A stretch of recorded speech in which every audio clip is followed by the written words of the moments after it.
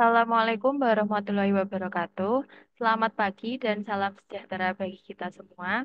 Segala puji dan syukur kita panjatkan kepada Allah Subhanahu wa taala karena atas rahmat dan karunia-Nya kita dapat dipertemukan dalam acara webinar Pojok Statistik UIN Salatiga kali ini yang berjudul Mengenal Proses Bisnis Kegiatan Statistik. Sebelumnya, perkenalkan, saya Gesanti Kopdawata sebagai moderator yang akan membantu acara dan diskusi pada webinar Pojok Statistik UIN Salatiga kali ini. Terlebih dahulu, saya akan menyapa para hadirin yang telah hadir dalam webinar kali ini. Yang terhormat, Kepala BPS Kota Salatiga, Bapak Agus Kadaryanto, yang telah hadir di tengah kita semua. Yang kami hormati pula Ibu Endah Nur Fitriani, selaku Pembina Agen Pojok Statistik UIN Salatiga. Sebelumnya kami ucapkan mohon maaf kepada para hadirin dikarenakan Bapak Dani terdapat halangan. Jadi pada pagi hari ini untuk penyampaian materi digantikan oleh Ibu Santi Widyastuti, SST MEC Dev. Kami ucapkan selamat datang kepada narasumber kita kali ini, Ibu Santi Widyastuti. Selamat datang Ibu.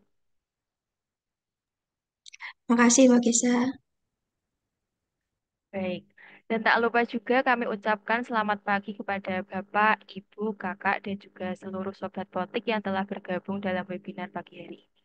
Semoga Sobat Potik yang telah hadir di sini dalam keadaan yang sehat dan berbahagia. Untuk membuka acara pada pagi hari ini, marilah kita menyanyikan bersama lagu Indonesia Raya. Untuk itu, para hadirin dimohon mengambil sikap sempurna. Untuk operator, Bapak Fahmi dipersilahkan.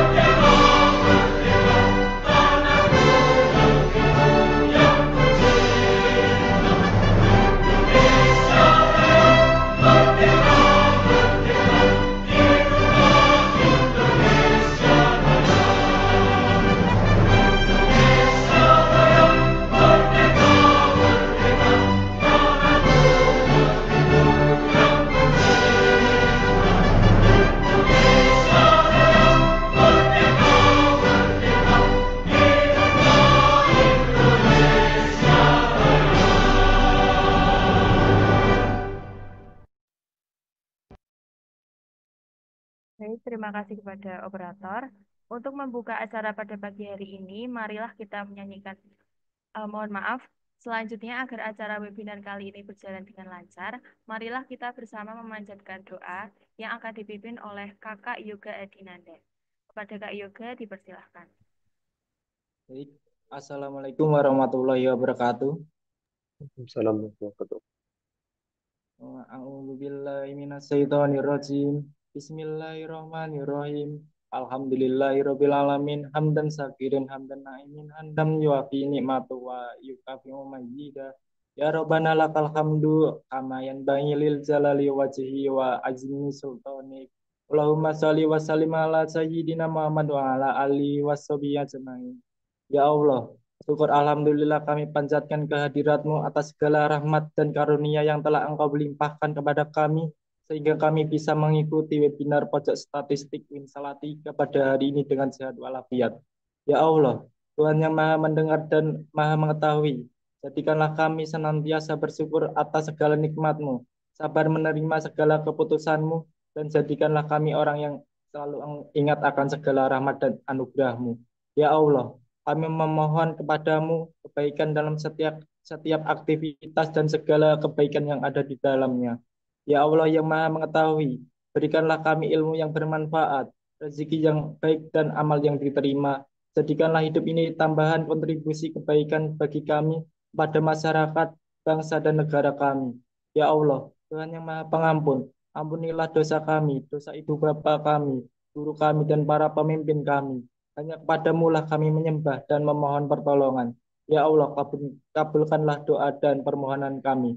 Rabbana atina fid dunya hasanah wa fil akhirati hasanah wa qina adzabannar. Wa sallallahu ala nabi Muhammad. Subhana rabbi izzati amma yasifun. Wassalamu ala mursalin. Walhamdulillahirabbil alamin. Wassalamualaikum warahmatullahi wabarakatuh.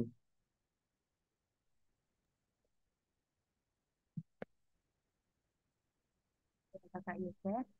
Untuk acara selanjutnya, kami persilakan kepada Kepala Koordinator Pojok Statistik UIN Salatiga, Ibu Endah Nurfitriani MM, untuk memberikan sambutan serta arahannya kepada kita semua. Kepada Ibu Endah, dipersilakan. Terima kasih Mbak Esta. Bismillahirrahmanirrahim. Assalamualaikum warahmatullahi wabarakatuh.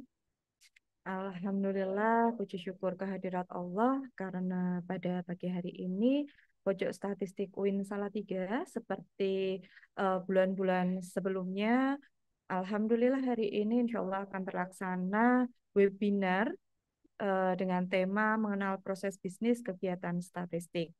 Dan Sobat Potik yang berbahagia sekalian, tentu saja acara kita pada pagi hari ini tidak lepas dari dukungan berbagai pihak. Dan oleh karena itu saya mengucapkan banyak terima kasih. Yang pertama kepada Bapak Agus Kadaryanto selaku Kepala Badan Pusat Statistik Kota Salatiga, kepada Bapak Ibu di lingkungan BPS Kota Salatiga, Bapak Dekan dan para dosen FEBI di lingkungan UIN Salatiga, dan juga yang saya sayangi dan yang saya banggakan, rekan-rekan agen statistik UIN Salatiga, dan yang pada pagi hari ini yang saya hormati Ibu Santi Widyastuti selaku narasumber dan Kak Gesan selaku moderator pada pagi hari ini. Bapak Ibu dan Sobat Potik yang berbahagia, Alhamdulillah atas izin Allah, hari ini kita dapat bersilaturahmi dalam ruang virtual ini, insya Allah, dan Alhamdulillah dalam keadaan sehat walafiat. Dan hari ini atau pagi ini kita akan belajar mengenai proses bisnis dalam kegiatan statistik, dan tentu saja materi ini sangat menarik ya untuk kita simak bersama, apalagi materi ini akan disampaikan oleh pakarnya ya, jadi langsung dari pakarnya. Nah, tentu saja harapan dari kami tim Pojok Statistik UIN Salatiga, kegiatan-kegiatan yang dilangsungkan melalui webinar ini dapat memberikan banyak manfaat dan juga dapat meningkatkan pemahaman dan pengetahuan dan juga keinginan teman-teman sekalian, rekan-rekan Sobat Potik, untuk terus eh, apa ya, belajar untuk terus menyenangi statistik karena statistik itu adalah sesuatu yang tentu saja sangat menarik. Menjadi menarik ketika kita mencintainya, ketika kita menyenanginya. Dan hari ini semoga apa yang akan disampaikan oleh narasumber dapat memberikan banyak manfaat. Baiklah hadirin sekalian, saya rasa cukup apa yang dapat saya sampaikan. Kurang lebihnya mohon maaf jika terdapat salah dan khilaf. Dan Mbak Gesa, ini mau saya tutup dengan pantun. Nanti tolong dijawab cakep gitu ya. Ini pantun yang kemarin sempat viral nih. Ubur-ubur ikan lele. Cakep. belajar di pojok statistik. Emang asyik, Le. Baik, sekian dari saya. Wassalamualaikum warahmatullahi wabarakatuh. Waalaikumsalam Salam warahmatullahi warahmatullahi wabarakatuh. wabarakatuh. Terima kasih kepada Ibu Endah Nurfitriani atas sambutan dan juga ketersediaannya untuk membuka acara pada pagi hari ini. Kepada Ibu Endah dipersilakan apabila ingin melanjutkan aktivitas. Baik, untuk acara selanjutnya bisa dinyalakan fitur kameranya untuk Bapak, Ibu, dan juga Sobat Potik semua karena sesaat lagi kita akan mengambil foto bersama. Kepada operator dipersilahkan. Baik, terima kasih. Ada 3 halaman ya. Izin kami ambil gambarnya mulai halaman ke satu, satu, dua, tiga. Kemudian halaman kedua, satu, dua, tiga. Baik, kemudian halaman ketiga, satu, dua, tiga. Baik, terima kasih. Kembalikan ke moderator. Baik, terima kasih kepada Bapak Fahmi, terima kasih juga kepada para hadirin sekalian. Sebelumnya saya izin mengingatkan untuk link daftar hadir akan dibagikan pada pukul 10. Jadi jangan lupa untuk Sobat Potik semua bisa mengisi daftar hadir sebelum webinar ini selesai. Bapak, Ibu, dan juga Sobat Potik dimanapun berada, kini saatnya kita memasuki acara inti yang sudah kita tunggu-tunggu, yaitu penyampaian materi yang berjudul Mengenal Proses Bisnis Kegiatan Statistik oleh narasumber kita, yaitu Mungkin langsung saja tanpa berlama-lama lagi, kami persilakan kepada narasumber kita, Ibu Santi, untuk menyampaikan materi. Kepada Ibu Santi, waktu dan layar dipersilakan.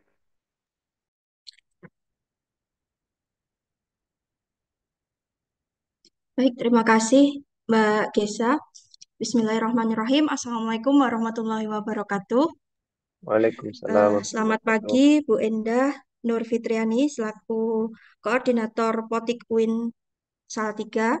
Selamat pagi Pak Agus Kadaryanto, Kepala BPS Kota Salatiga, dan juga teman-teman Sobat Potik yang mengikuti webinar pada pagi hari ini. Saya langsung saja izin share screen ya.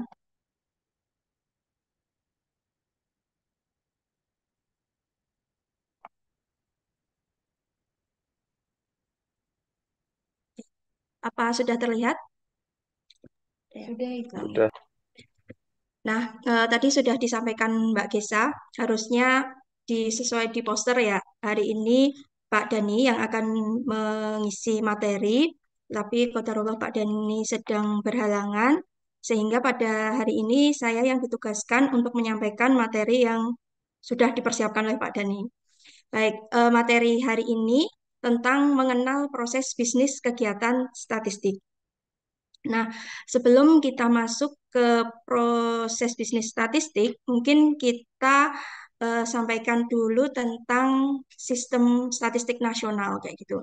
Jadi sistem statistik nasional itu kan sebuah tatanan yang terdiri dari unsur kebutuhan data statistik, sumber daya, metode, prasarana, sarana prasarana, dan seterusnya. Terus dan serta masukan dari forum masyarakat statistik yang secara teratur saling berkaitan sehingga membentuk totalitas dalam penyelenggaraan statistik. Nah, sesuai dengan jenisnya, itu statistik itu dibagi menjadi 3.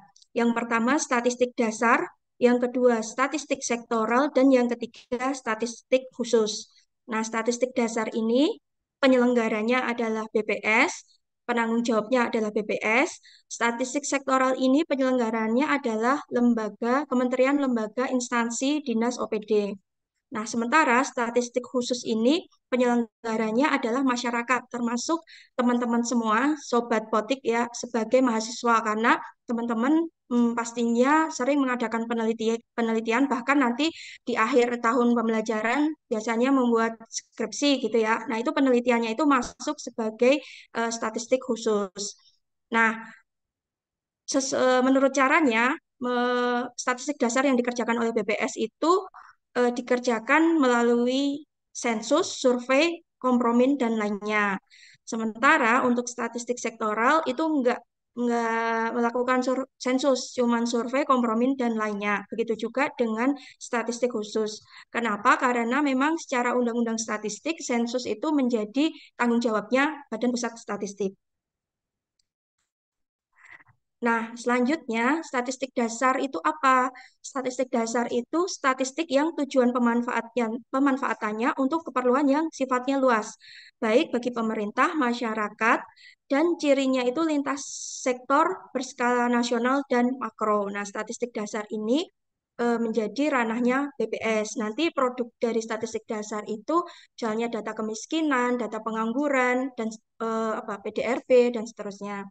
Nah, untuk statistik sektoral, itu statistik yang tujuan pemanfaatannya untuk kebutuhan instansi tertentu dalam rangka penyelenggaraan tugas pemerintahan dan pembangunan yang merupakan tugas pokok instansi yang bersangkutan. Misalnya Dinas Kesehatan. Dinas Kesehatan mengumpulkan data jumlah dokter di Salatiga, misalnya kayak gitu. Nah, itu tujuan spesifiknya ya untuk memenuhi kebutuhan dari Dinas Kesehatan tersebut untuk membuat kebijakan dan seterusnya. Nah, sementara statistik khusus itu statistik yang tujuan pemanfaatnya untuk memenuhi kebutuhan spesifik di dunia usaha, pendidikan, sosial budaya, lingkungan, dan lain-lain. Jadi, seperti yang teman-teman lakukan di misalnya penyusunan skripsi atau penyusunan tugas-tugas penelitian lain ya. Misalnya nanti hubungan antara pendidikan terhadap IPM atau hubungan antara pendidikan ibu terhadap stunting, anak yang stunting kayak gitu. Nah, itu spesifik.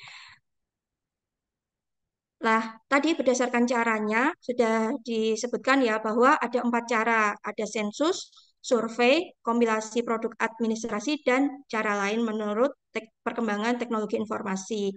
Nah, sensus itu adalah pencacahan semua unit populasi yang memperoleh karakteristik populasi tersebut pada saat tertentu. Nah, sensus ini yang menjadi tanggung jawab BPS. Di BPS ada 3 sensus, ada sensus penduduk, itu di tahun perakhiran 0, terakhir kemarin 2020 ya. Terus ada sensus pertanian, itu di tahun perakhiran 3, kemarin sensus pertanian terakhir 2023, dan nanti di 2026 akan ada sensus ekonomi. Nah, itu pelaksananya BPS.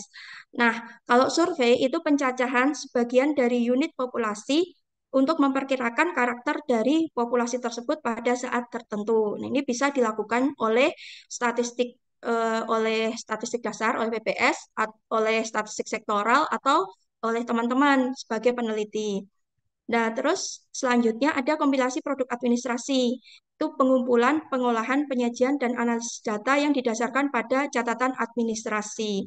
Nah, tadi saya contohkan kan statistik sektoral itu contohnya tadi ya Dinas Kesehatan mengumpulkan data jumlah dokter seperti itu. Nah, sebenarnya statistik sektoral itu bisa mengadakan survei, cuman kebanyakan statistik sektoral yang dilaksanakan oleh dinas, kementerian, seperti atau OPD kayak gitu, mereka menggunakan ini kompilasi produk administrasi. Jadi caranya mereka nggak ngambil sampel, nggak ini ya untuk nggak ngambil sampel, tetapi langsung mengumpulkan data dari catatan administrasi. Jadi dapatnya data jumlah dokter tadi dari mana? Ya Dinas Kesehatan menyurati rumah sakit yang ada di Salatiga, nanti berapa jumlah dokter atau tenaga kesehatan yang ada di rumah sakit tersebut, ini dikumpulkan oleh Dinas Kesehatan. Nah, nanti Dinas Kesehatan merilis, oh jumlah tenaga kesehatan dari dokter, perawat, dan seterusnya itu jumlahnya sekian, sekian, sekian, seperti itu. Nah, cara lain adalah seperti misalnya pengumpulan data media sosial, terus registrasi akun media sosial, big data mining, dan seterusnya. Nah, dalam melaksanakan setiap kegiatan statistik, bagaimanapun caranya, entah sensus, entah survei, entah pakai kompilasi, atau pakai cara lain, itu tetap harus mengikuti yang namanya GSBPM. Nah, GSBPM itu apa? Kalau kepanjangannya Generic Statistical Business Process Model. Jadi proses bisnis statistik yang secara umum gitu. Nah, generic statistic business process model ini adalah proses bisnis yang sesuai dengan kerangka dan terminologi proses bisnis yang harmonis. Nah, ini adalah suatu kerangka kerja standar yang selaras dengan proses bisnis statistik secara umum. Nah, GSBPM itu kita gampangnya nyebutnya proses bisnis penyelenggaraan statistik gitu ya, atau proses bisnis statistik. Nah, itu tuh yang buat bukan BPS, tetapi yang menyusun. Jadi BPS itu atau secara nasional juga itu mengacu pada UNSD, United Nations of Statistic Division. Nah, jadi itu bagian statistik yang ada di PBB gitu. Jadi GSBPM atau proses bisnis statistik yang kita adopsi sekarang ini adalah proses bisnis yang standar di seluruh dunia. Nah, kemudian GSBPM ini atau proses bisnis statistik ini menjadi rujukan bagi National Statistic Office atau kantor statistik lah di seluruh dunia. Dan tidak hanya menjadi rujukan dari kantor statistik nasional, tapi juga menjadi rujukan bagi statistik sektoral tadi yang dilaksanakan oleh kementerian, lembaga, instansi, dan juga mestinya menjadi rujukan bagi teman-teman yang menjalankan statistik khusus, seperti misalnya dalam skripsi. Makanya sebenarnya pelajaran GSBPM itu sama, secara umum sama dengan pelajaran metode penelitian ya, yang mungkin teman-teman juga nanti akan dapat atau ada yang sudah dapat kayak gitu. Tentunya disesuaikan ya dengan kebutuhan dari masing-masing penelitian. Cuman kerangka besarnya itu pasti mengikuti dari GSBPM ini. Nah, selanjutnya manfaatnya apa kita mengikuti GSBPM ini? Yang pertama, supaya dalam mengelola kegiatan statistik menjadi lebih mudah, terus menghasilkan data berkualitas, terus GSBPM ini merupakan kerangka kerja untuk penyelenggaraan kegiatan statistik. Terus selanjutnya untuk mendokumentasikan proses bisnis statistik dan mengefisienkan biaya dan sumber daya lainnya. Nah, GSBPM itu urut-urutannya sebanyak ini. Jadi yang utama itu yang pink ini ya. Jadi urutannya itu yang pertama penentuan kebutuhan, terus yang kedua perancangan, yang ketiga pembangunan, terus selanjutnya pengumpulan data, lalu ada pengolahan, analisis, diseminasi, dan evaluasi. Nah, setiap masing-masing tahapan ini memiliki sub-tahapan yang nanti akan kita jabarkan. Yang pertama adalah penentuan kebutuhan. Jadi, ketika kita melaksanakan kegiatan statistik, yang pertama perlu mengidentifikasikan kebutuhan. Nah, setelah diidentifikasi, nanti ada perlu konsultasi dan konfirmasi kebutuhan. Setelah itu, perlu menetapkan tujuan dan sasaran output, lalu mengidentifikasi konsep, memeriksa ketersediaan data, dan mempersiapkan proses bisnis statistik. Yang pertama adalah identifikasi kebutuhan. Nah, sebenarnya identifikasi kebutuhan itu kalau di skripsi kayak gitu ya, ini itu ada di proposal tentu saja, dan nantinya itu akan ada di bab 1, di latar belakang masalah. Identifikasi kebutuhan tuh sama sih dengan mengidentifikasi ada masalah apa sih yang yang sekarang ini ada dan perlu penelitian kita untuk menghasilkan kesimpulan-kesimpulan yang bisa menyelesaikan masalah tadi kayak gitu. Nah, identifikasi kebutuhan itu merupakan langkah pertama dalam melakukan kegiatan statistik. Makanya kan di bab 1 yang paling awal itu ya latar belakang masalah. Dengan ditentukan dari mana? Dari perumusan masalah tadi. Dengan adanya identifikasi kebutuhan, maka penyelenggaraan kegiatan statistik dapat merancang tujuan dan metodologi yang akan digunakan. Dari latar belakang, biasanya nanti teman-teman kan di skripsi nanti diminta untuk menentukan, jadi tujuan penelitiannya apa, manfaatnya apa, seperti itu. Nah, selanjutnya perlu setelah kita membuat latar belakang, itu membuat sendiri dulu ya, itu membuat konsepnya dulu. Nanti setelah itu kita konsultasi dan konfirmasi kebutuhan kayak gitu. Nah, ini kalau di teman-teman statistik khusus yang menjalankan statistik khusus biasanya konsultasinya dengan dosen seperti itu.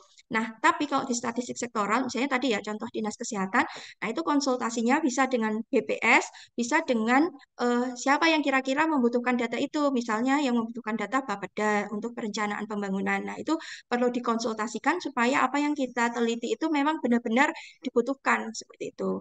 Terus setelah punya latar belakang masalah, terus identifikasi kebutuhannya seperti apa, terus kita tentukan tujuannya nanti apa, tujuan output statistik itu. Tujuannya itu pasti untuk menjawab dari kebutuhan pengguna kayak gitu. Nah, kalau misalnya deskripsi biasanya tujuannya itu harus menjawab dari masalah yang sudah dituliskan di latar belakang masalah. Seperti itu kan biasanya. Nah, selanjutnya identifikasi konsep. Nah, konsep definisi itu biasanya nantinya akhirnya itu akan dituangkan di bab 2 nggih, kalau deskripsi, konsep definisi sama landasan teori di bab 2-nya dulu. Nah, konsep definisi ini harus berdasarkan referensi berbagai sumber. Biasanya teman-teman kalau di statistik khusus itu didasarkan pada jurnal, buku, kayak gitu ya kondefnya. Nah, kondef ini harus sesuai standar statistik. Nah, di BPS itu ada namanya keputusan Kepala BPS nomor 850 tahun 2023. Itu di sana memuat berbagai macam standar statistik. Nah, mungkin teman-teman yang punya penelitian di bidang sosial atau ekonomi mungkin juga bisa ngintip-ngintip di keputusannya BPS itu kalau mau apa ya mencari tentang konsep-konsep definisi yang sesuai standar statistik. Itu bisa dijadikan salah satu acuan teman-teman. Nanti bisa diakses di indah.bps.go.id. Nah, di situ banyak konsep definisi yang itu dirumuskan oleh BPS, tapi juga meliputi konsep definisi yang dirumuskan oleh kementerian atau lembaga lain kayak gitu. Nah, selanjutnya ketersediaan data. Untuk ketersediaan data ini harus diperiksa dulu untuk menghindari duplikasi data. Termasuk juga teman-teman ya, kalau misalnya lagi bikin skripsi itu juga sebelumnya cek dulu ketersediaan data. Jangan sampai nanti udah di ACC sampai di tengah pas ngolah data, ternyata datanya nggak bisa dipakai. Nah, itu kan jadi nanti harus ngulang lagi, bikin proposal lagi dari awal kayak gitu. Jadi dari awal itu udah cek dulu datanya itu ada apa enggak. Gitu juga nanti di statistik sektoral gitu kita biasanya juga cek dulu ketersediaan datanya. Lalu mempersiapkan proses bisnis. Nah, dalam mempersiapkan proses bisnis itu bisa dalam bentuk proposal kegiatan. Nah, ini juga yang teman-teman sudah lakukan ketika mau bikin penelitian, maka bikin proposal. Proposalnya diajukan ke dosennya ya, ke pihak kampus. Nah, nah kalau untuk statistik sektoral oleh dinas atau lembaga itu juga mereka itu wajib untuk mengajukan proposal dulu ke mana? Ke BPS karena posisinya BPS itu sebagai pembina data statistik sektoral.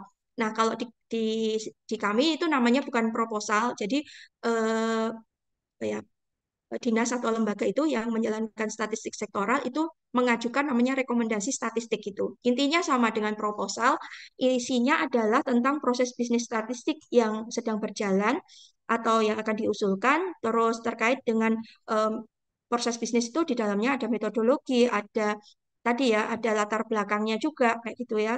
Terus terkait dengan biaya manfaat dan manfaatnya. Nah, tapi isian proposal itu fleksibel sesuai dengan kebutuhan dan sesuai dengan kegiatan yang diselenggarakan. Nah, kita udah bikin rancangan tadi dari latar belakang masalah, dari identifikasi kebutuhan, sampai dengan kita merancang proposalnya. Nah, selanjutnya di perancangan itu proposalnya tadi atau rekomendasi statistiknya tadi diajukan. Diajukannya kemana ya sesuai dengan penyelenggaranya ya. Kalau di statistik sektoral ke BPS, kalau teman-teman di statistik khusus, di akademisi ya, akademisi yang menjalankan statistik khusus itu mungkin ke kampusnya, ke dosennya, seperti itu.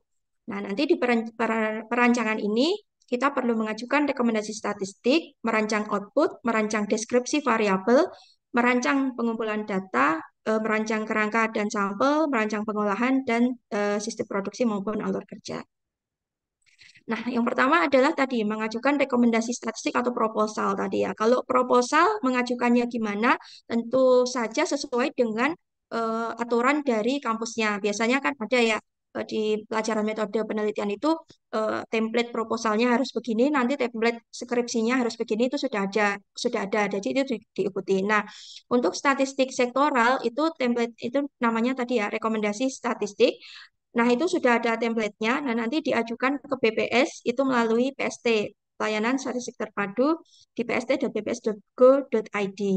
Nah, kenapa perlu mengajukan proposal dulu atau mengajukan rekomendasi statistik untuk menghindari terjadinya duplikasi kayak gitu. Nah, sama dengan teman-teman yang ada di statistik khusus ya, pasti harus ngajuin proposal dulu ke dosennya. Kenapa? Supaya nggak ada duplikat. Misalnya teman-teman mengajukan proposal tentang satu penelitian, pengaruh X terhadap Y, misalnya kayak gitu. Nah, itu pasti akan dilihat dulu kan sama dosennya. Kalau misalnya eh, variabelnya sama, metodologinya sama, itu biasanya ditolak ya, dikembalikan, disuruh bikin yang baru gitu. Nah, perlu kalaupun misalnya konsepnya sama, tapi perlu ada pembaruan biasanya gitu, entah variabelnya yang harus beda atau metodologinya yang harus beda kayak gitu. Begitu juga dengan statistik sektoral. Ketika mengajukan rekomendasi kegiatan statistik juga harus dicek dulu gitu oleh BPS.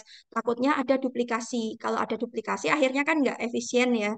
Nah, tapi kalau misalnya konsepnya beda, itu bisa bisa di-approve dua-duanya. Misalnya gini, BPS itu mengumpulkan data jumlah penduduk.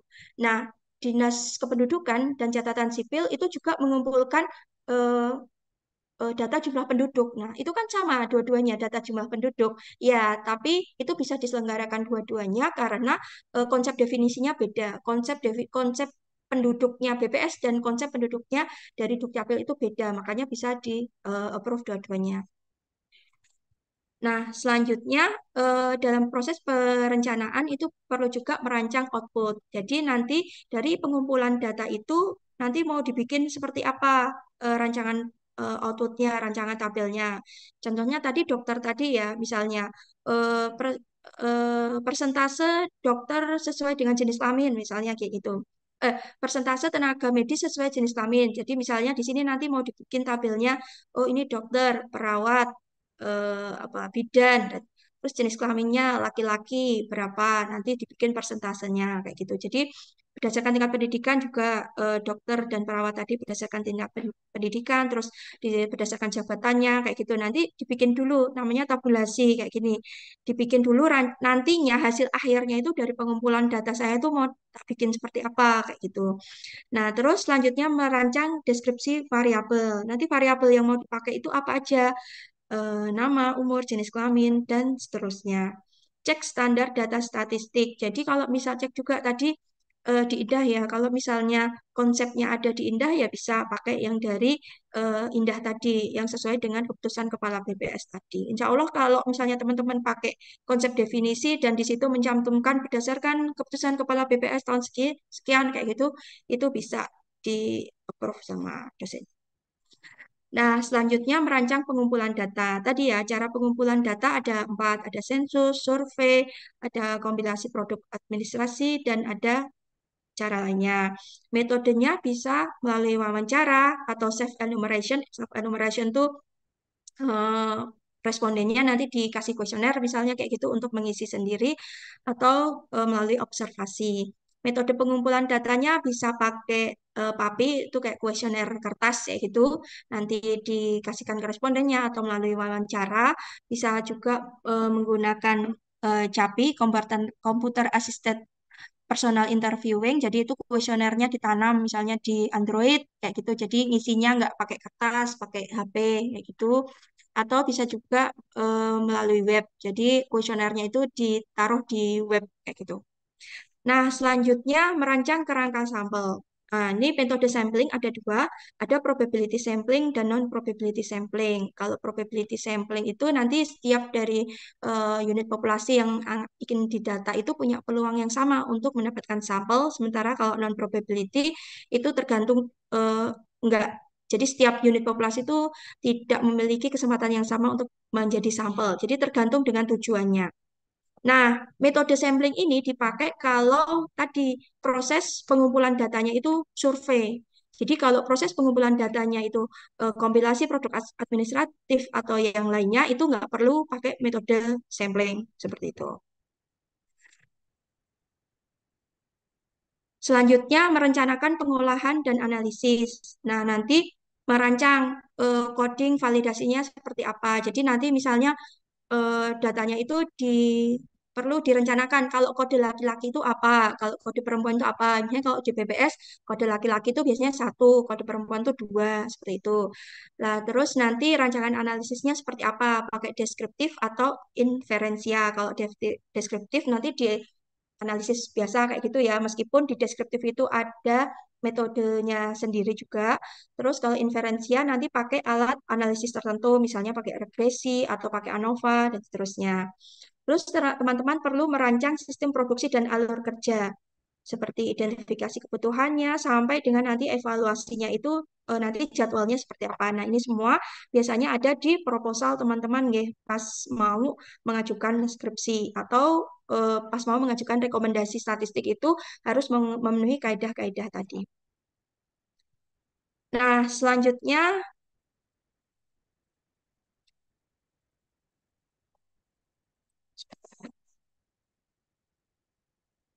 Nah, selanjutnya kita masuk ke proses pembangunan. Nah, dari proses pembangunan ini, yang pertama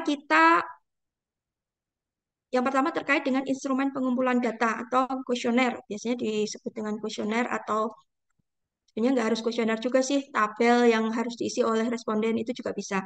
Nah, ini bisa menggunakan kembali atau membangun instrumen baru sesuai dengan kebutuhan. Nah, begitu juga dengan komponen pengolahan atau analisisnya. Jadi, pengolahannya itu bisa menggunakan yang sudah ada atau membangun sendiri.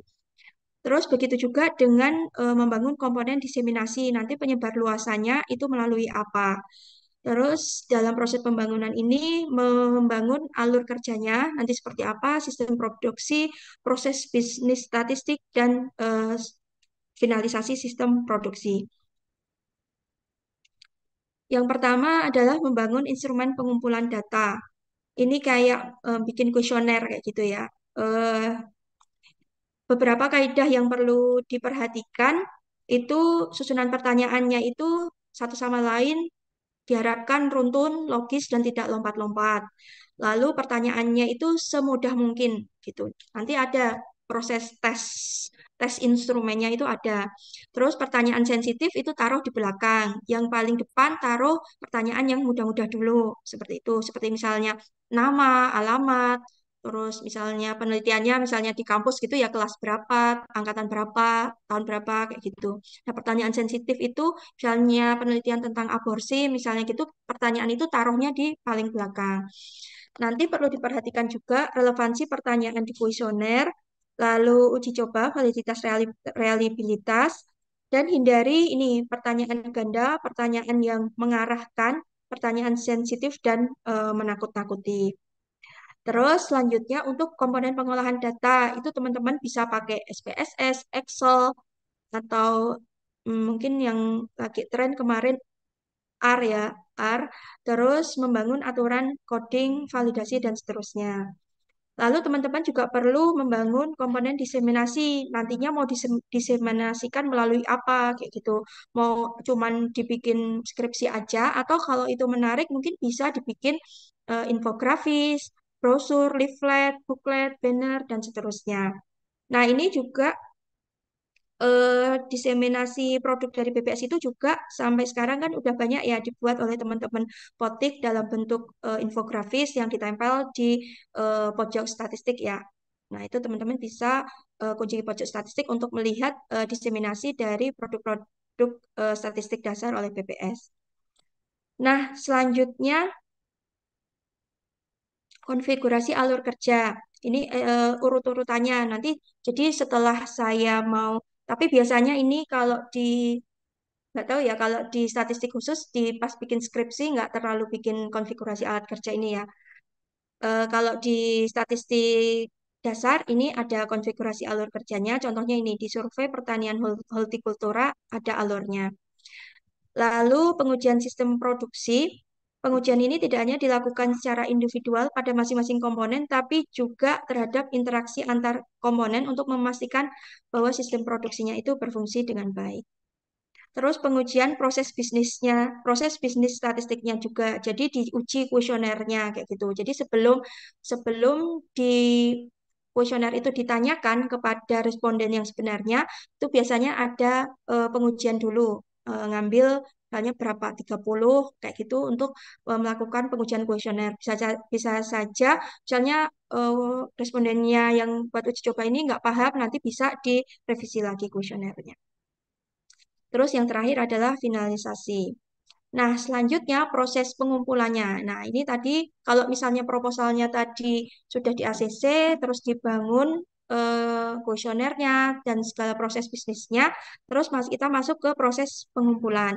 Nah, proses pengumpulan ini yang pertama membuat kerangka sampel dan memilih sampel. Tapi ini kalau misalnya cara pengumpulannya itu dengan survei. Kalau dengan kompilasi produk administrasi itu nggak perlu eh, membuat kerangka sampel atau milih sampel. Contohnya misalnya penelitian yang misalnya pakai data BI, nah itu nggak perlu melewati tahapan ini. Terus persiapan pengumpulan data ini menyiapkan petugasnya, melatih petugas, menyiapkan sumber daya dan instrumen pengumpul data, menyiapkan sumber daya penjaminan kualitas dan protokol manajemen data. Selanjutnya pelaksanaannya itu sosialisasi mengenai pengumpulan data. Jadi misalnya teman-teman ini pengumpulan datanya itu misalnya survei ya, survei di sebuah kampung atau desa kayak gitu ya. Teman-teman mau ngambil data ke sana, nah itu perlu disosialisasikan dulu. Jadi bilang apa namanya? Izin dulu misalnya dari di kelurahan, di Pak RT RW seperti itu, terus nanti minta tolong dari Pak RT untuk disosialisasikan ke warganya bahwa ada mahasiswa UIN yang nanti akan mengambil data, melakukan wawancara ke masyarakatnya kayak gitu supaya nanti tidak menimbulkan kecurigaan atau apa karena kan kita tahu sekarang juga eh, ada takut kadang masyarakat tuh takut ada penipuan-penipuan seperti itu ya. Jadi proses ini jangan sampai dilewatkan sosialisasi dan minta izin ke perangkat perangkat wilayah itu. Nah, lalu proses pengumpulan data itu sendiri. Nah, dalam melakukan proses pengumpulan data kita perlu juga monitoring. Jadi kan tadi di proses perencanaan itu kita punya kan jadi proses pengumpulan data untuk skripsi saya ini nanti akan butuh waktu 1 atau 2 bulan. Jadi eh, dengan target misalnya 1.000 responden misalnya kayak gitu. Nah, itu teman-teman lakukan monitoring berkala supaya nanti proses pengumpulan datanya itu sesuai dengan target gitu ya. Pada akhirnya wisudanya nanti bisa sesuai dengan target juga. Terus melakukan tindak lanjut terhadap kasus non-respon itu juga diperlukan. Selanjutnya finalisasi pengumpulan data dengan penginputan dan penyimpanan data. Jadi penyimpanan datanya itu bisa misalnya nanti langsung diinput di Excel atau teman-teman punya alat input data sendiri. Nah, selanjutnya masuk ke pengolahan data. Ini alur kerjanya. Yang pertama perlu ada integrasi data. Jika diperlukan ini ya. Integrasi data ini aktivitas yang bertujuan menggabungkan data yang berasal dari 2 atau lebih sumber data. Nah, 2 atau lebih sumber data itu misalnya internal dan eksternal. Data internal itu data yang diperoleh dari dalam, sementara dalam itu maksudnya dalam penyelenggara kegiatan itu. Kalau eksternal, data yang diperoleh dari luar organisasi atau penyelenggara kegiatan itu. Terus perlu ada klasifikasi dan pengkodean. Nanti eh, klasifikasi dan pengkodean itu diperlukan untuk nanti mempermudah dalam proses mengelola data. Terus perlu ada review dan validasi. Jadi nanti dilihat lagi apakah ada data yang outlier atau anomali tidak sesuai dengan kebiasaannya. Kayak gitu perlu juga dicek ulang sebelum nanti dianalisis lebih lanjut. Perlu ada juga edit atau imputasi jika diperlukan. Selanjutnya, dalam tahapan pengolahan itu juga bisa ada tahapan pembentukan variabel atau unit baru. Nah, tahap yang selanjutnya lagi penghitungan penghitungan penimbang.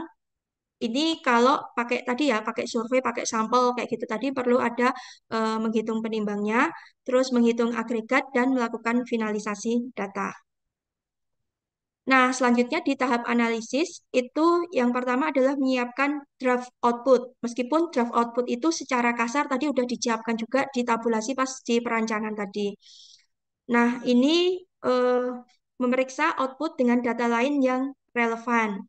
Seperti itu. Jadi nanti disandingkan dengan data lain supaya sebenarnya hasilnya itu hmm, masuk akal nggak sih kayak gitu. Jadi dibandingkan dengan data lain.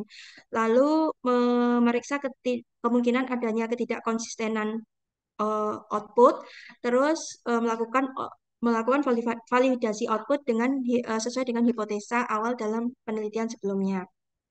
Terus melakukan validasi output dalam analisis ini ya, memeriksa konsistensi. Jadi misalnya konsistensi itu dia itu hmm, dia itu mengaku belum menikah kayak gitu. Tapi jumlah anaknya ada. Nah, itu belum menikah tapi kok udah ada jumlah anaknya. Nah, itu kan harus dicek ulang konsistensinya dan kalau perlu itu juga nanti bisa di apa ya, mungkin telepon lagi atau kunjungan ulang untuk memastikan, harus dipastikan bahwa eh, itu tuh benar atau salah pas proses penginputan data di sini tadi. Terus membandingkan output statistik dengan periode sebelumnya jika ada, terus memeriksa dan memastikan bahwa metadata, paradata, dan indikator kualitas terkait sudah tersedia sesuai dengan harapan, memeriksa konsistensi, membandingkan dengan output statistik yang lain, melakukan penyuntingan, dan memastikan bahwa output statistik telah sesuai dengan ekspektasi, sesuai dengan keilmuan yang terkait.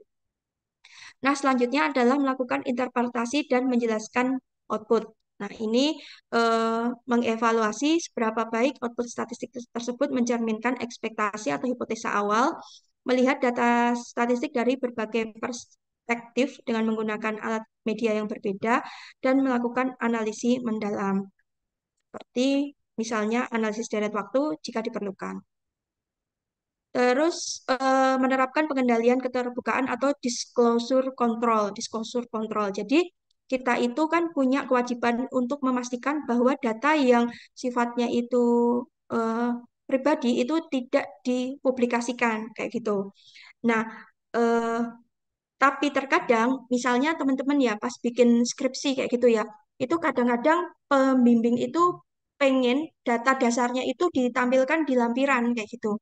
Padahal data dasarnya itu misalnya teman-teman pakai tadi ya survei gitu ya, mengambil data langsung ke lapangan, misalnya per individu itu atau misalnya gini penelitiannya itu tentang apa ya eh, pengaruh ketertarikan terhadap game online terhadap prestasi mahasiswa UIN misalnya kayak gitu ya.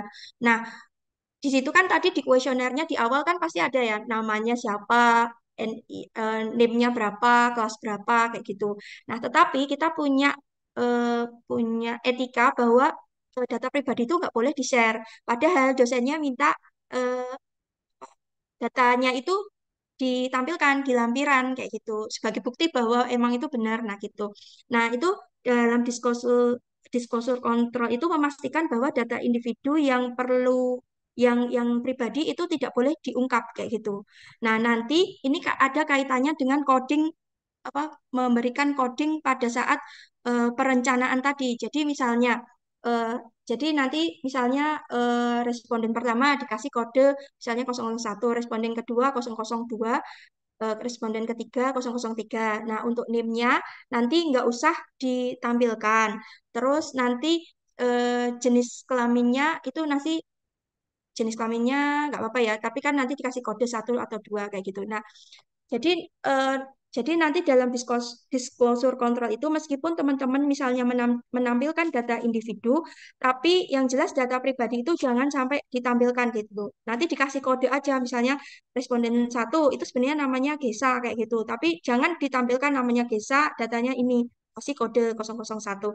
Terus NIM-nya itu sifatnya rahasia, itu jangan ditampilkan. Nah, dalam dalam meng, meng, apa ya, menyajikan data itu juga jangan menyajikan hal-hal yang sifatnya eh, pribadi atau rahasia. Terus selanjutnya finalisasi output.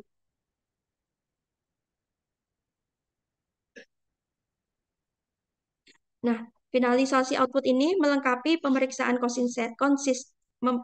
konsistensi, menetapkan level penyajian, terus menyusun dokumen pendukung internal, terus melakukan diskusi pra-rilis. Ya, ini kalau ini lebih ke yang BPS ya, statistik dasar, tapi kalau mungkin eh, teman-teman finalisasi output itu lebih ke ini ya, melengkapi pemeriksaan konsistensi, terus eh, nanti menyetujui konten statistik yang akan dirilis. Jadi nanti penelitiannya teman-teman tuh cuma dirilis di skripsi atau nanti bisa disajikan dalam bentuk infografis atau dan seterusnya. Nah, selanjutnya diseminasi atau penyebarluasan. Yang pertama itu di sini memformatkan data dan metadata agar agar siap dimasukkan dalam sistem output. Nah, ini untuk statistik dasar sektoral ini diperlukan. Terus memasukkan data dan metadata agar siap dimasukkan dalam sistem output, memastikan bahwa data terhubung dengan metadata yang sesuai. Lalu selanjutnya memproduksi produk diseminasi tadi ya. Menghasilkan jadi datanya itu hasil penelitiannya itu mau disajikan dalam bentuk apa? Bisa dalam bentuk tabel, grafik, peta, buku dan seterusnya. Lalu manajemen rilis produk diseminasi itu untuk memastikan bahwa seluruh produk diseminasi itu sudah siap dan tersedia untuk dirilis, mengatur jadwal dan mekanisme rilis produk diseminasi. Meskipun mengatur jadwal ini tadi sudah harus ditentukan di pas perancangan juga, tapi di sini difinalkan. Lalu mempromosikan produk diseminasi, tujuannya mempromosikan produk diseminasi secara aktif untuk menjangkau masyarakat seluas mungkin. Lalu mengelola dukungan penggunaan. Oh iya, produk dari penelitian teman-teman itu selain skripsi biasanya nanti juga ini ya disuruh bikin jurnal kayak gitu sehingga yang bisa menjangkau, yang bisa menikmati hasil dari penelitiannya teman-teman itu bisa menjadi lebih luas. Lalu selanjutnya evaluasi. Eh, Evaluasi ini untuk mengumpulkan masukan dan evaluasi supaya nanti untuk penelitian yang sama di periode-periode selanjutnya itu menjadi lebih baik. Lalu melakukan evaluasi sendiri. Laporan evaluasi itu kalau di statistik dasar dan sektoral perlu ada laporan evaluasi yang disusun harus memuat saran permasalahan yang terjadi pada iterasi harapan penyelenggara kegiatan statistik dan ketidaksesuaian antara kinerja dan harapan.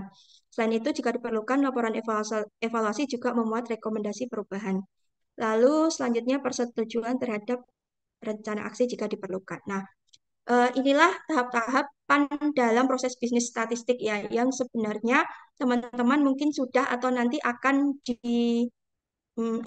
sudah atau akan dikerjakan kayak gitu. Nah, dalam tahap evaluasi ini itu di teman-teman apa peneliti yang menjalankan statistik khusus itu juga menjalankan ini juga sebenarnya Pak. Soalnya di belakang itu di kesimpulan dan ada kan saran juga. Nah, sarannya itu kan hasil dari kita mengevaluasi penelitian kita sendiri. Oh, ini kurangnya ini.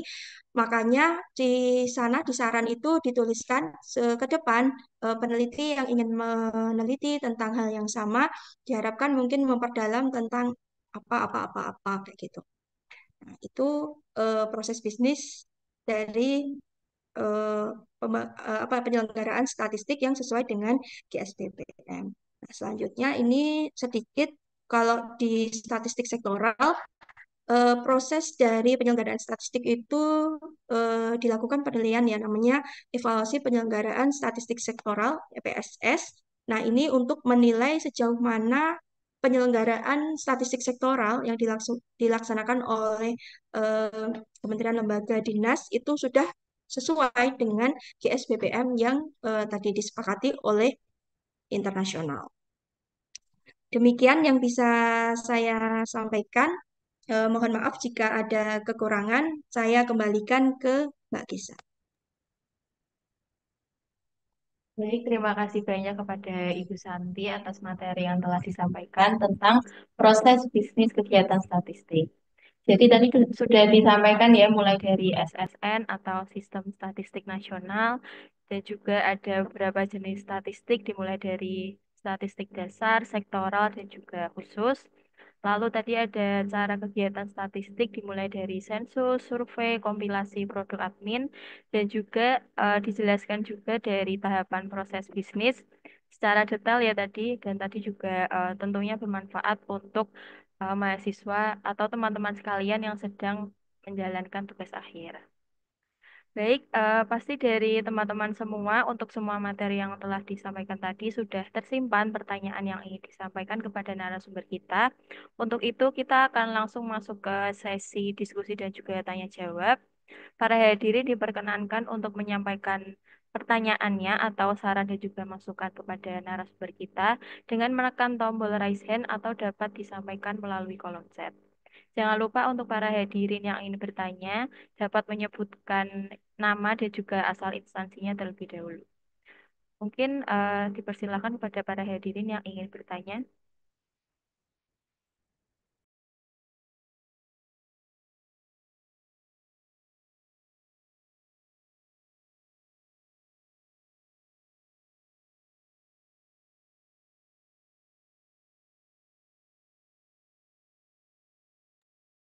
Mungkin dari teman-teman mahasiswa yang ingin bertanya mengenai, oh iya ini sudah ada dari Kak Kak Muhammad Tegar Maulana. Mungkin bisa langsung disampaikan pertanyaannya, Kak. Silahkan. Baik, apakah sudah terdengar? Apakah suara saya masuk? Maaf, Kak, belum terdengar ya suaranya. Udah kedengaran kok. Oh, enggak. Eh, Tadi sebelumnya sudah dijelaskan tentang proses bisnis kegiatan statistik ya, Eh, dengan kegiatannya seperti sensus dan survei, kemudian ada lain-lain, dan ada prosesnya itu ada GSBPM, ada generik, kemudian statistikal, bisnis, proses, dan model. Dan yang ingin saya tanyakan di sini adalah eh, tantangan terbesar yang dihadapi BPS dalam mengumpulkan data statistik yang akurat dan relevan itu apa ya tantangannya? Dan kemudian melihat dari struktur data yang kompleks dan klasifikasinya. Kemudian bagaimana BPS memastikan kualitas data statistik yang dikumpulkan melalui semua tahapan bisnis statistik merupakan data yang baik. Dan bagaimana mekanisme verifikasi dan validasi data itu dilakukan. Eh, Mungkin cukup itu di atas kesempatannya. Baik, terima kasih kepada Kak Tegar. Mungkin untuk Ibu Sati, mau ditampung dulu atau langsung dijawab, Ibu?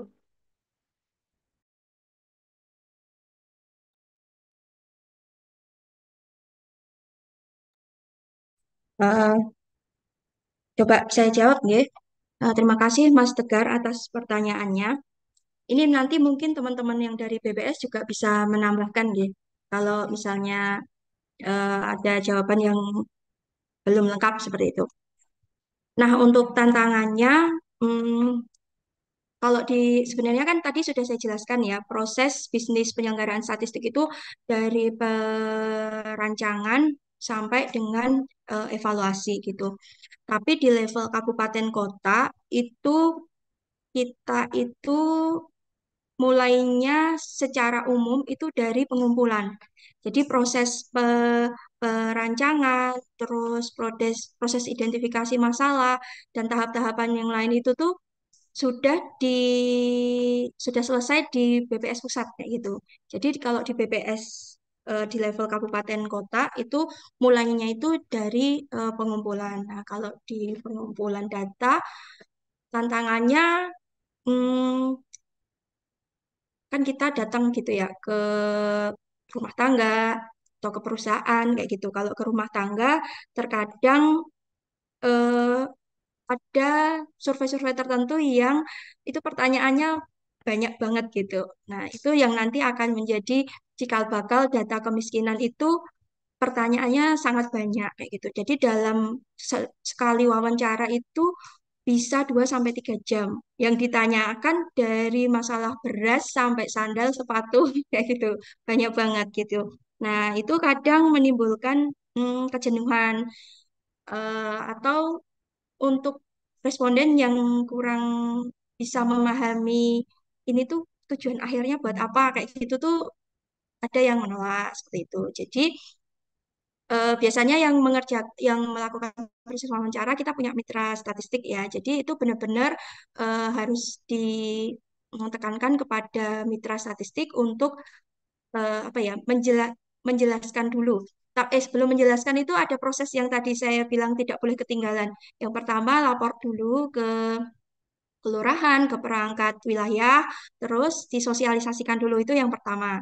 Jangan sampai kita nanti ditolak karena takut ada penipuan atau apa. Itu yang pertama, nggak boleh ketinggalan. Terus yang kedua kita jelaskan tujuan dari kegiatan survei ini kayak gitu. Nah, itu dijelaskan baik-baik.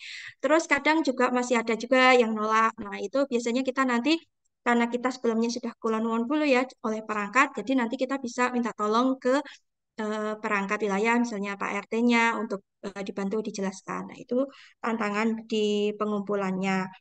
Nah, eh, sekaligus menjawab bagaimana memastikan datanya itu baik. Biasanya dalam proses pengumpulan itu di hari pertama pengumpulan data itu biasanya petugas lapangan itu dikawal atau didampingi oleh dari organik BPS itu untuk memastikan bahwa eh, apa tujuan dari survei ini itu tuh nggak salah gitu ya dalam menjelaskan ke responden itu nggak salah terus proses wawancara itu juga berjalan sesuai dengan konsep yang sudah ditetapkan oleh BPS.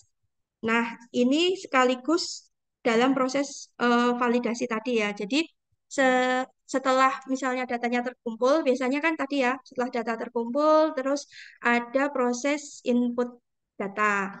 Nah, setelah proses datanya diinput, nanti dicek lagi validasinya. Ya tadi misalnya saya sebutkan, oh misalnya umurnya 10 tahun, kok kok udah punya anak, anaknya TK misalnya kayak gitu. Nah, itu kan kalau itu secara sistem oleh BPS pusat sudah dibikin rule validasinya sehingga itu tidak akan lolos pasti akan tersaring gitu hal-hal yang nggak nggak konsisten itu akan sudah tersaring kayak gitu. Nah itu nanti kalau yang nggak konsisten itu mestinya nanti di cross check lagi entah yang inputnya itu kurang pas jadi mungkin nulis nulis nulis umurnya ya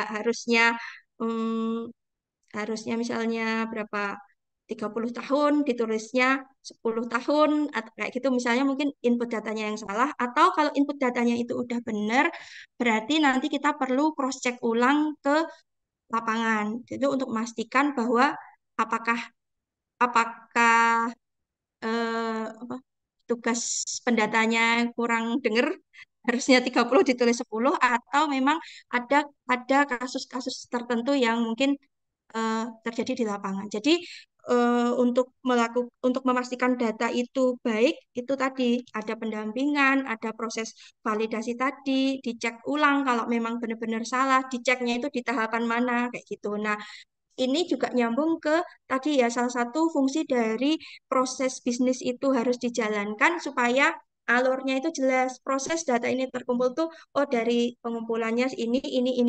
Jadi ketika ada yang nggak konsisten nanti bisa ditelusur. Oh ini nggak pasnya di mana supaya nanti data terakhirnya itu berkualitas. Itu mungkin jawaban dari saya. Monggo kalau ada yang ingin menambahi dari teman-teman. Mungkin menambahkan Silakan Pak. iya sasin juga iya jangan lupa yang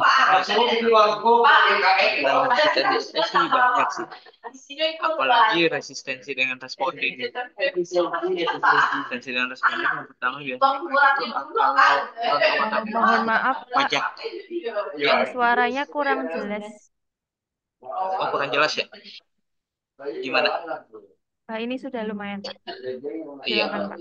jadi yang pertama itu tantangan yang kita hadapi dengan respon itu ada dua.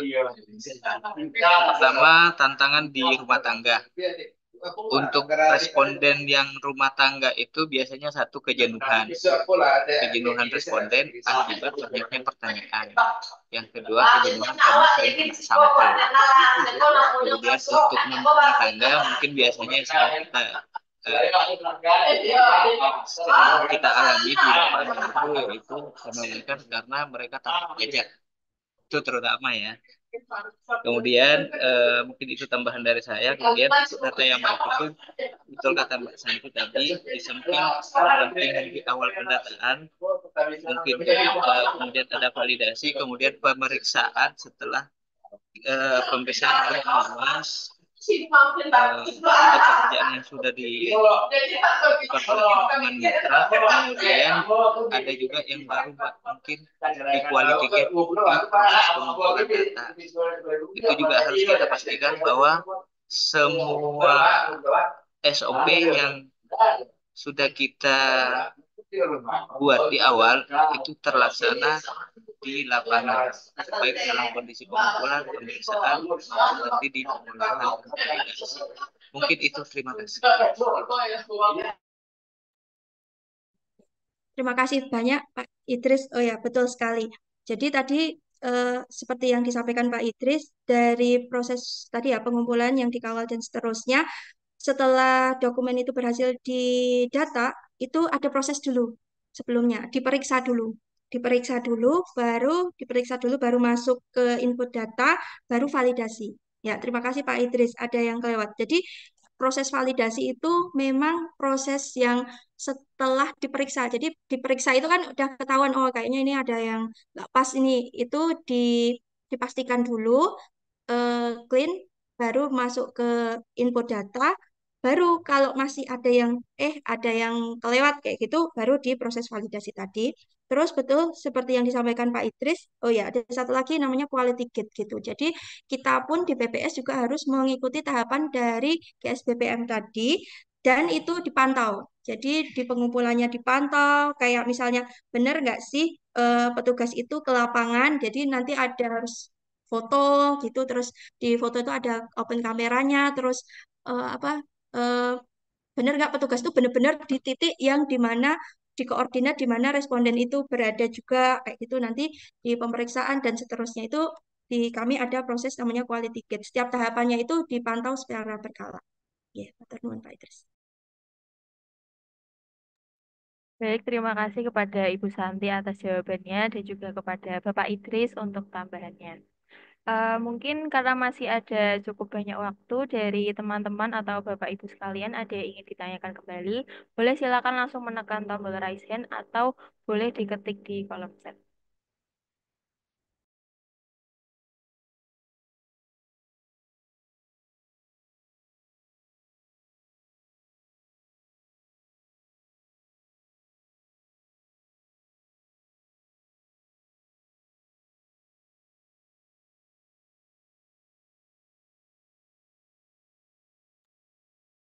Silakan untuk teman-teman apabila ingin konsultasi juga nih terkait topik penelitian skripsi juga boleh, atau kepada Bapak Ibu yang ingin melakukan proses bisnis statistik juga boleh silakan ditanyakan kepada narasumber kita. Mumpung masih ada banyak waktu, jadi dipersilahkan. Atau mungkin untuk menyampaikan saran atau masukan kepada narasumber kita pada kali ini untuk tambahan materi juga dipersilahkan.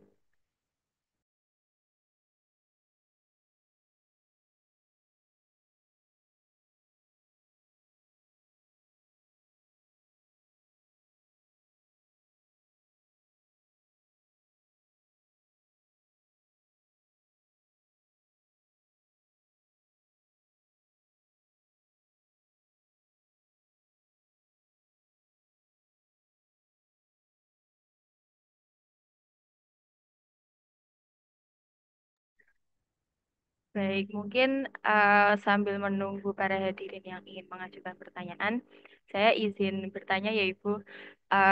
Kebetulan saya kan sedang melakukan tugas akhir atau skripsi, jadi saya ingin bertanya untuk mahasiswa yang sedang melakukan tugas akhir itu, yang menggunakan survei atau kuesioner sebagai instrumen pengumpulan data primernya. Jadi bagaimana cara memastikan bahwa instrumen tersebut adalah instrumen yang valid dan dapat menghasilkan data yang relevan untuk topik penelitian skripsi. Mungkin itu Bu dari saya.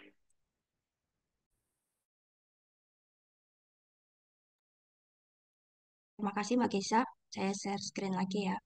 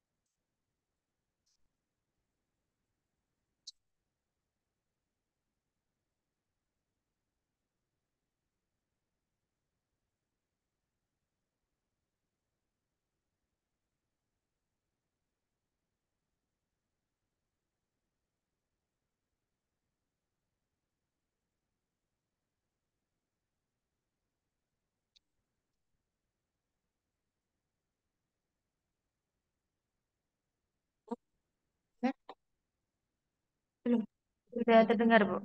Oh ya, ya. Eh, Kalau untuk skripsi ya, eh, sekali lagi kalau di BPS itu kan prosesnya itu kita mulai dari pengumpulannya. Jadi kalau secara organisasi di BPS terus terang saya tidak punya pengalaman dalam penentuan kebutuhan sampai dengan pembangunan. Cuman mungkin pas di skripsi ya, kalau di skripsi itu pernah juga mengumpulkan data pakai kuesioner kayak gitu. Nah, sebenarnya bagaimana supaya kuesionernya itu berkualitas gitu ya. Berkualitas itu kalau dari sisi konten kuesionernya itu bisa memperhatikan yang ini tadi. Susunan pertanyaannya itu dibuat dulu secara logis, runtun, dan tidak loncat-loncat. Terus pertanyaannya itu dipikirkan bagaimana semudah mungkin. Meskipun terkadang kalau penelitian-penelitian yang psikologi kayak gitu tuh kadang nggak bisa dibikin simple ya. Bahasanya itu harus benar-benar yang mau ngisi itu harus mikir dulu kayak gitu. Cuma tapi sebagai peneliti upayakan untuk bikin semudah mungkin. Terus pertanyaan sensitif itu ditaruhnya di akhir, pertanyaan yang gampang di depan. Terus gunakan pertanyaan yang singkat, jelas, dan tidak bertele-tele. Terus jangan juga menggunakan pertanyaan yang apa ya, yang sensitif kayak gitu tuh dibuat sehalus mungkin atau ditaruhnya di belakang seperti itu. Nah, terus ini tadi yang perlu diperhatikan relevansi pertanyaan dengan kuesioner. Nah, untuk tahu relevansi pertanyaan dengan kuesioner itu berarti kan harus ini ya, di landasan teorinya itu harus selengkap mungkin. Landasan teorinya termasuk menentukan variabel-variabel apa yang akan ditanyakan di kuesioner itu harus selengkap mungkin harus punya apa literasi sebanyak mungkin. Entah dari itu bisa dari kalau penelitian sosial itu bisa sambil lihat-lihat di kuesionernya BPS nanti di googling kayak gitu bisa di apa namanya cari literasi sebanyak mungkin entah dari buku, entah dari jurnal, entah dari variabel-variabel yang ada di Indah tadi kayak gitu. Terus itu diusahakan dapat literasi sebanyak-banyaknya. Terus kan ada ya namanya uji validitas dan reliabilitas itu ada ujinya sendiri.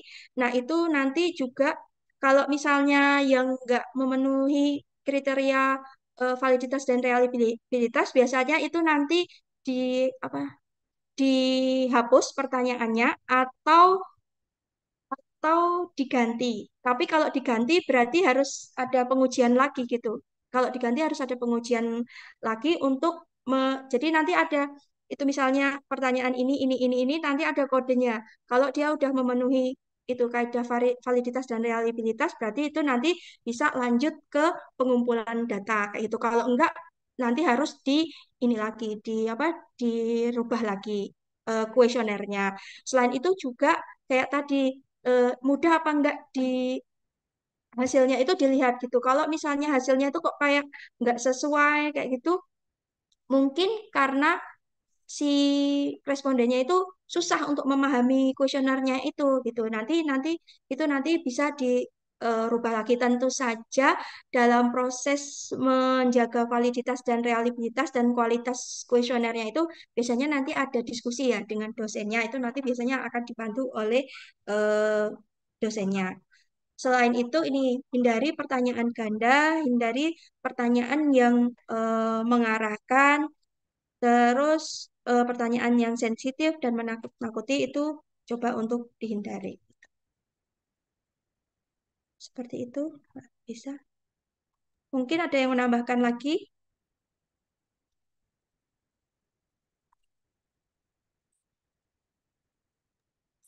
Gimana Mbak Kisa? Masih bingung?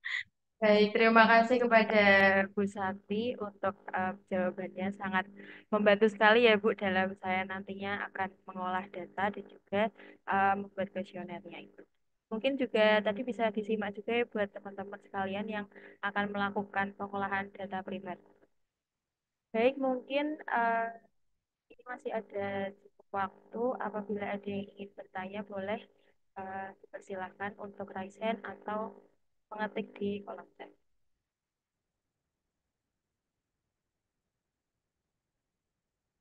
Bisa mungkin diskusi ya. Kalau misalnya di universitas, seperti misalnya di universitas yang Mbak Disa gitu, biasanya tahapan uji validitas reliabilitas itu di ini kan ya ada mata kuliahnya khusus metodologi penelitian gitu Mbak. Kalau untuk spesifiknya itu mungkin nggak ada ya, Bu. Jadi Hmm, metode penelitian itu isinya yang general aja. Cara menyusun proposal kayak gitu, sama mengolah data seperti itu sih, Bu, mungkin. berarti nggak spesifik dikasih tahapannya kayak gitu ya untuk Iya, validitas. belum ada, Bu. Berarti harus nyari sendiri nanti Iya, belajar iya sendiri. betul, Bu. Baik, ini mungkin belum ada pertanyaan lagi. Dan karena kita sudah di penghujung acara, mungkin untuk sesi tanya jawab dan juga diskusi kita akhiri sampai di sini. Apabila dari para hadirin nantinya masih memiliki pertanyaan, mungkin nanti bisa langsung berkunjung ke pojok statistik UIN Salatiga yang berada di gedung FEBI, Fakultas Ekonomi Bisnis Islam, lantai 2. Dan nantinya di sana akan ada agen statistik yang siap melayani sobat petik.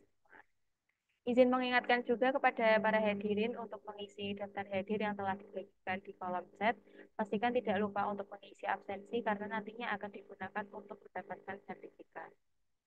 Sebelumnya saya ucapkan terima kasih juga kepada Bu Santi atas ilmu dan juga sharingnya kepada kita semua.